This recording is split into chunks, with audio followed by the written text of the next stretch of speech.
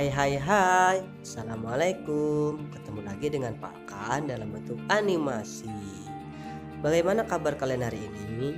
Semoga masih tetap sehat dan semangat dalam belajar walaupun di rumah aja.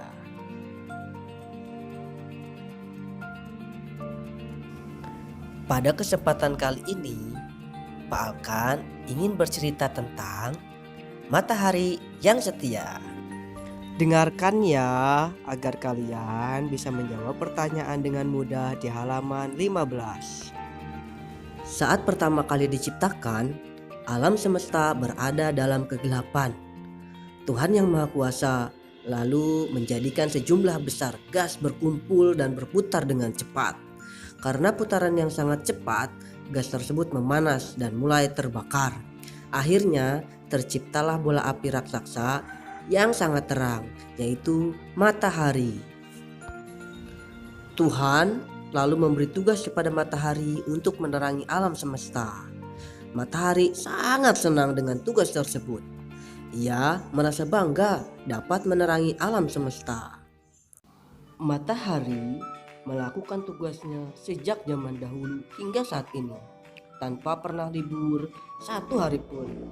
Setiap hari ia bertugas dari sejak fajar hingga petang menjelang.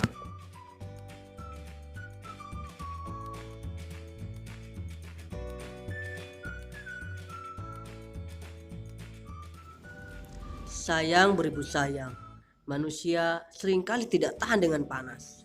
Manusia pun mulai memarahi dan mengejek matahari. Mendengar amarah manusia, matahari pun bersedih. Ia merasa tugasnya selama ini tidak dihargai. Ingin rasanya ia pergi dan tidak lagi menerangi alam semesta. Namun, matahari selalu ingat akan tugas yang diembannya. Dalam kesedihannya, matahari pun berjanji, "Aku akan tetap menerangi alam semesta meski manusia sering memarahiku."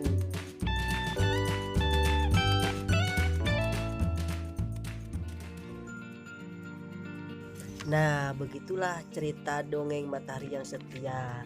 Itu adalah cerita fiksi, tidak nyata.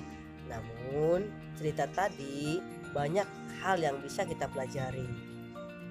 Nah, kalau sudah mendengarkan baik-baik tadi, maka sekarang kerjakan ya yang Ai jawab halaman 15. Pasti kamu bisa. Selamat mengerjakan.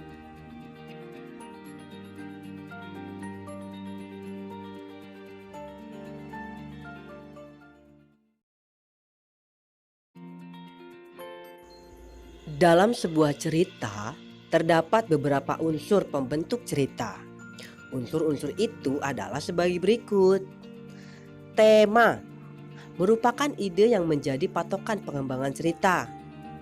Yang kedua, alur merupakan jalan cerita berupa peristiwa-peristiwa yang tersusun secara teratur dan saling berkaitan.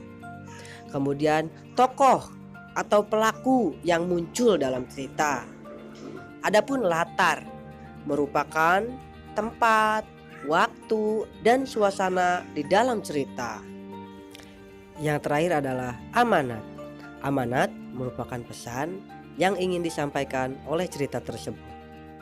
Nah, kita sudah mendengar cerita Matahari yang Setia.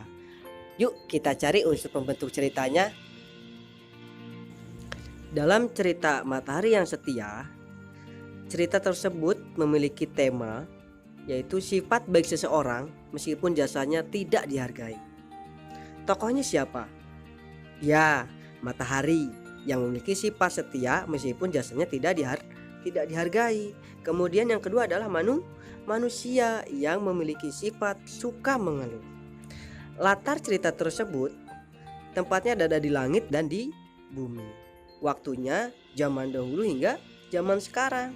Yang terakhir, cerita Matahari yang Setia itu memiliki amanat, yaitu sebagai manusia kita harus banyak bersyukur dan menghindari sikap selalu berkeluh kesah.